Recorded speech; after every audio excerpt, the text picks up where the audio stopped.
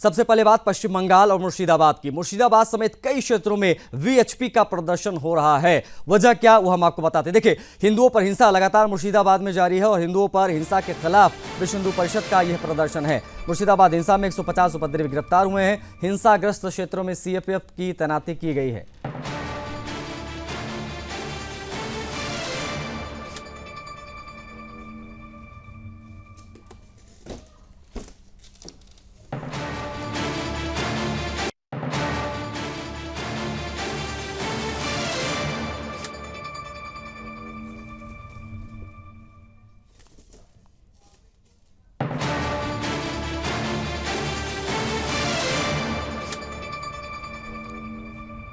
मुर्शिदाबाद हिंसा में 150 उपद्रवी गिरफ्तार हुए हैं। पूरी खबर हम आपको बता रहे हैं। वीएचपी का प्रदर्शन जो है वो दिखाई दे रहा है। आपको बता दें कि वक्फ कानून के विरोध में लगातार मुर्शिदाबाद समेत कई क्षेत्रों में वीएचपी का प्रदर्शन दिखाई दे रहा है और हिंदुओं पर जो हिंसा हो रही है उस पर वीएचपी प्रदर्शन कर रहा। मुर्शिदाबाद हिंसा में 150 उपद्रवी गिरफ्तार हुए हैं।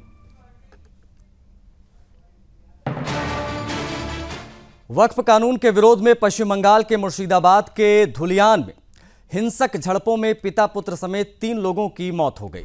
हिंसा मामले में अब तक 150 लोगों की गिरफ्तारी हुई है। जिले के सुत्ती और शमशेरगंज जैसे संवेदनशील इलाकों में तनाव अब भी बना हुआ है। स्थिति की गंभीरता को देखते हुए बीएसएफ की 5 कंपनियों को राज्य पुलिस के सहयोग में तैनात किया गया है। बता आपको ये भी दें कि घटना को लेकर नेता प्रतिपक्ष शुभेंदु अधिकारी ने कलकत्ता हाईकोर्ट में याचिका दायर की थी। इस पर सुनवाई करते हुए जज सौमेन सेन की अध्यक्षता वाली खंडपीठ ने प्रभावित इलाकों में केंद्रीय पुलिस बल की तैनाती का आदेश दिया। कोर्ट ने कहा कि जब राज्य में कानून व्यवस्था की स्थिति बिगड़ती है तो न्यायपालिका आंखें मूंद कर नहीं बैठ सकती। आम लोगों को सुरक्षा देना सरकार और प्रशासन की प्राथमिकता जिम्मेदारी है। पश्चिम बंगाल के राज्यपाल सीवी आनंद बोस ने मुर्शिदाबाद में हुए दंगों पर चिंता व्यक्त की है और कहा है कि उन्हें खुशी है कि कलकत्ता हाईकोर्ट ने हस्तक्षेप किया और उचित निर्णय दिया। संगीता झा हमारी सहयोगी कनेक्ट हो गए न्यूज रूम से, सीधा बात करेंगे संगीता से। संगीता, इस वक्त पश्चिम बंगाल मुर्शिदाबाद में क्या हालात? देखिए, पश्चिम बंगाल के मुर्शिदाबाद के अगर हालात की बात करें तो हालात बहुत ही भयावह है। जिस तरह से शुक्रवार के नमाज के बाद, जो जुमे की नमाज होती है उसके बाद जिस तरह से हिंसक प्रदर्शन हुए और हिंसक प्रदर्शन के बीच जो लोगों के घरों को, जो हिंद लोगों के यानी कि वहाँ के जो स्थानीय सारे के सारे जो मुस्लिम हैं उनके घरों को नहीं, सिर्फ हिंदुओं के घरों को जो निशाना बनाया गया, उनके जो व्यापार जहाँ कर रहे हैं उनके दुकानों से जिस तरह से लूटपाट की गई, घरों में घुसकर लूटपाट की गई, लोगों को मारा गया। कई ऐसे कारखाने हैं जहां पर घुसकर गोली चलाई गई और देखिए एक घर में घुसकर एक पिता पुत्र की गोली चाकू से गोदकर हत्या की गई है। और देखिए जो अभी जो स्थिति है उसके मुताबिक लोग वहां से पलायन कर रहे हैं, भाग रहे हैं।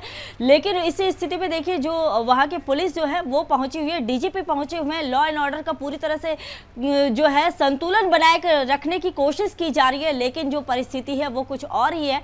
जहां एक और देखिए वहां की जो जनता है, जो हिंदू हैं, उनका कहना है कि पुलिस से किसी प्रकार की कोई मदद उन्हें नहीं मिल रही थी। आसपास ही थाने हैं, थाने में कॉल की जा रही थी, बुलाया जा रहा था, लेकिन समय पर नहीं पहुंच रहे थे।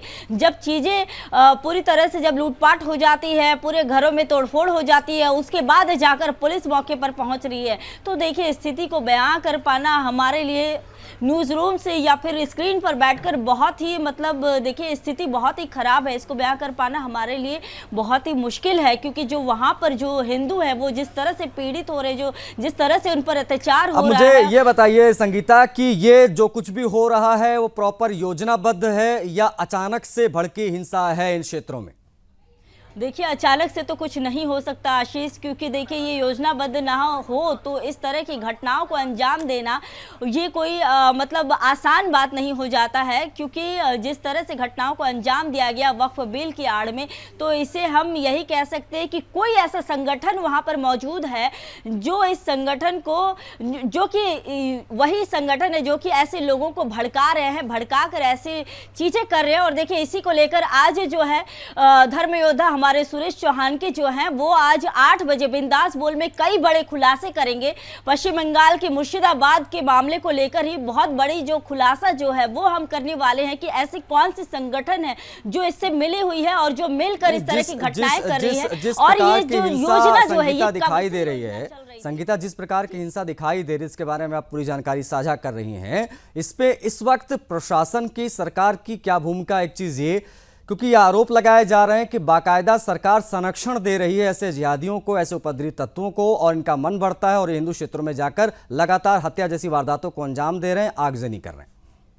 हिंदू क्षेत्रों में तो जो अभी जो हो रहा है हो ही रहा है। पिछले कई सालों की अगर हम बात करें तो आप देखिएगा कि हिंदुओं के जब भी त्यौहार होते हैं उन त्योहारों पर जो है कुछ न कुछ घटनाएं निकलकर सामने आती है, आगजनी होती है, तोड़फोड़ होती है, लोगों को मारा पीटा जाता है। तो वही जो स्थिति है वही अभी है। सरकार देखिए अपील कर रही है कि इस तरह की हिंसा नहीं होनी चाहिए, किसी के भड़कावे में ना आए। वही देखिए पुलिस भी यही अपील कर रही है। लगातार रूट मार्च हो रहा है, लेकिन ये रूट मार्च और ये अपील कहाँ जाकर पहुंचती है, क्या ये रुकता है कि नहीं रुकता है, इस पर देखिए ध्यान बना हुआ है कि आखिर क्या कुछ निकलकर सामने आता है। वहां पर जो पश्चिम बंगाल में जो परिस्थिति है, जिस तरह से बांग्लादेश हम देख रहे थे, वही परिस्थिति आज जो पश्चिम बंगाल में हो रहा है।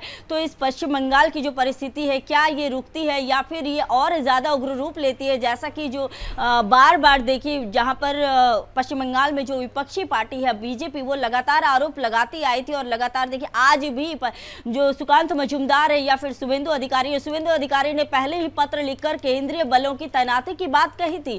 हाईकोर्ट ने भी कल केंद्रीय बलों की तैनाती की बात मौजूदा कह दी वक्त है। में संगीता क्या डिप्लॉयमेंट है केंद्रीय बलों की, बीएसएफ वगैरह की क्या तैनाती किन क्षेत्रों में, और कौन कौन से ऐसे क्षेत्र हैं जहां पर स्थिति बहुत ज्यादा संवेदनशील है? देखिए मुर्शिदाबाद के जो कुछ इलाके हैं, कुछ इलाकों में जहां पर ये घटनाएं हुई है उन जगहों पर जो है, जो इलाकों में जो है बीएसएफ के जवान और साथ ही बंगाल पुलिस के जवान भी पहुंच चुके हैं। केंद्रीय बलों के जवानों की भी तैनाती की जा रही है।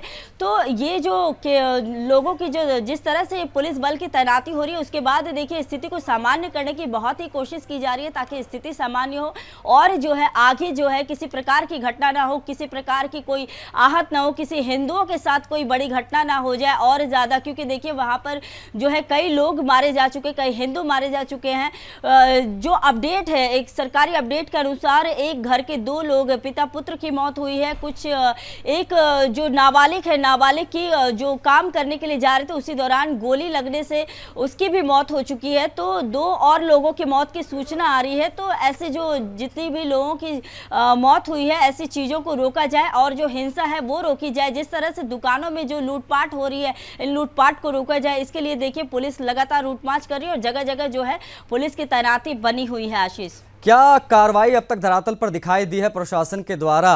ये भी बताइए, क्या गिरफ्तारियां हुई हैं, हिरासत में लिए गए, किस प्रकार का एक्शन दिखाई दे रहा है स्थानीय प्रशासन की तरफ से? देखिए स्थानीय प्रशासन की तरफ से जो कार्रवाई हुई है उसके मुताबिक 150 से ज़्यादा लोगों की गिरफ्तारी हुई है, ऐसे ही खबरें निकल कर आ रही है। कहा जा रहा है कि जो लोग इस तरह के जो हिंसा में शामिल थे उन लोगों को गिरफ्तार किया गया है।